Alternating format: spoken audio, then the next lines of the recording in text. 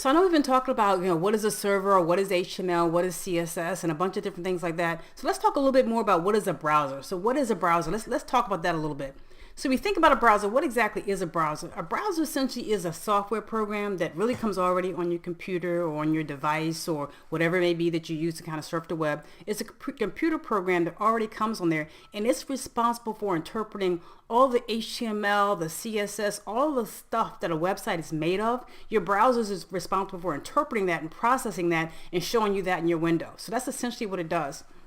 So we talked about, when you have a website and you're displaying a website, and you're looking at, perhaps, this is the website open in Chrome. We know that when you type in the URL, your browser's gonna go ahead and find the server or the computer that's associated with that website. It's gonna find the server, find the information, and it's gonna send a formal request for the information from the server. The server's gonna respond and send back all that data and information to the browser, and it's gonna be the responsibility of that browser to show that information to you in the window so you can see that website as it is intended to be seen. And that's why sometimes when you have different browsers, you kind of have to be careful when you're doing web development to make sure that your website displays the way you want it to on different browsers, because there are a bunch of different browsers out there. And there's a lot that browsers do. So the browser is actually responsible for processing that information and showing it to you the way it should be shown on your computer, if you will. So when you think about that, there's a lot that browsers do.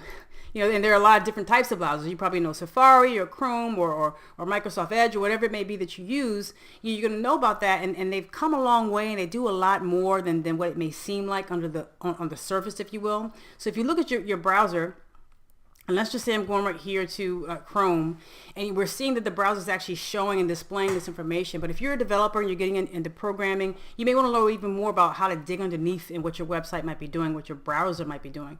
So if I go up here and I click on this, and I hit more tools, and I hit developer tools, you'll see right here that there's a lot that's going on under the hood, and the browser is doing a lot to interpret this website, and it actually takes a lot of that information and shows it to you as a developer. And this is available to anybody. If you want to look at developer tools, you can go on a website and pull up developer tools for that particular browser that you're using, and you can see a lot of information. Now, it may take you a lot to kind of go through exactly what it is you're seeing, but to kind of you get the gist of it, you're going to be seeing a lot of the information and a lot of the code and the information that makes up that website. And it shows you that your browser is hard at work doing a lot to process all of this information and to bring it to you. The requests and HTML and all that good stuff, if you will. And just to kind of give you a little example of that, if I take this right here and I click on this little icon here, it'll give me the ability to see this in different types of modes, if you will. So I can look at this and I can change and actually show what my website will look like, what this website will look like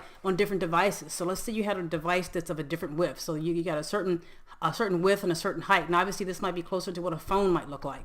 And then if you make it bigger, you notice that, this might be closer to what a tablet might look like. And you can see different things that'll happen on your website when your menu will switch to a little bit of a hamburger, and when you might want to do that, at what point in time or what width do you want to do that at.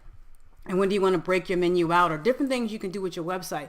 Developer tools and browsers will let you see that, and they'll even let you model that. But if you take a look at it, browsers do a lot, and they're really important to what you're doing in terms of web development. And just to give you an idea that, they really make surfing the web a breeze, and there's a lot that they do. So if you think about it, at the end of the day, your server is actually serving up the website to you when you put a request in, and your browser is doing things necessary to make that website be able to be shown to you on the screen.